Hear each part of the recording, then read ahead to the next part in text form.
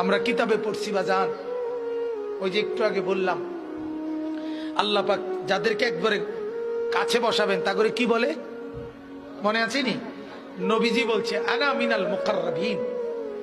নবীজি বলছে ও উম্মত, আল্লাহর ঘনিষ্ঠ জনদের মধ্যে সর্বপ্রথম সবচেয়ে ঘনিষ্ঠ হব আমি মুহাম্মদ।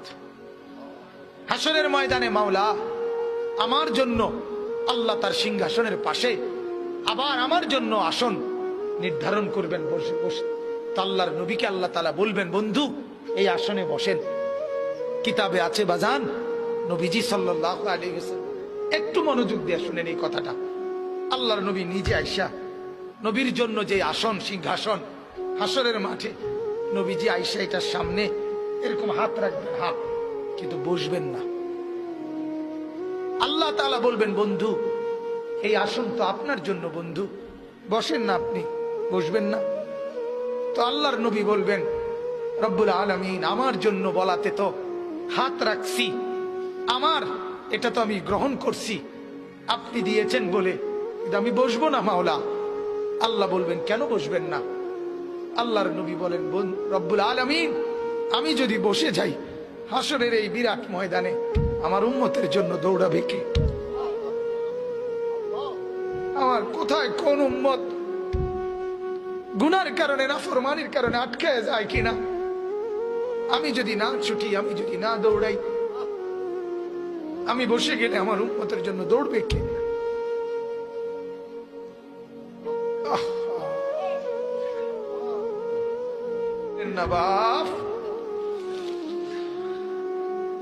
চিনা দরকার ছিল যাকে, চিনলেন না তাকে। হায় যুবক, বন্ধুকে চিনলা না, দুশ্মনকেই বন্ধু বানাইলা, দুশ্মনকেই বন্ধু বানাইলা। আপন বন্ধু যিনি তাকে চিনলা না, দুশ্মনকেই গ্রহণ করলা। চেহারায়, সুরতে, চলনে বলনে, আচারে উচ্চারণে বেঈমান যেভাবে সাজায় দেয় তুমি তাকেই গ্রহণ করলা যে তোমার বন্ধু। কি কথা এটা নবী কেমনে বললেন? আরে আরো শুনেন মিয়া, হাদিসে আছে আল্লাহ তাআলা জিবরাইল ফেরেশতাদেরকে পাঠাবেন, আমার বন্ধুকে কবর থেকে প্রথম হাসরের ময়দানের জন্য তোলো। তখন জিবরাইল আলাইহিস সালাম, মিকাইল, ইসরাফিল, আজরাইল, চার ফেরেশতা মদিনার রওজায় নবীর কবরের সামনে আসবে। আর ফেরেশতারা একজন আরেকজনকে বলবে তুমি ডাকো নবীকে।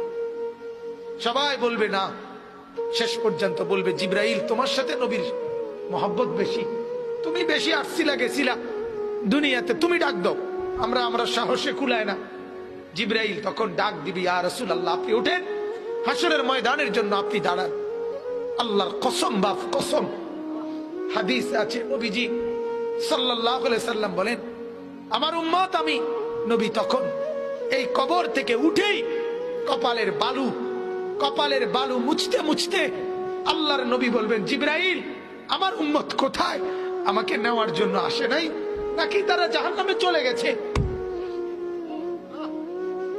জিবরাইল তখন চোখের পানি ফেলে বলবেন না ইয়া রাসূলুল্লাহ, এখনো কেউ কবর থেকে উঠে নাই, কাউকে আল্লাহ এখনো উঠায় নাই, আপনি উঠলে এরপরে সবাই উঠবে। উঠেই নবী বলছে হায় আমার উম্মত কই? আমার উম্মত আমারে নিতে আসলো না।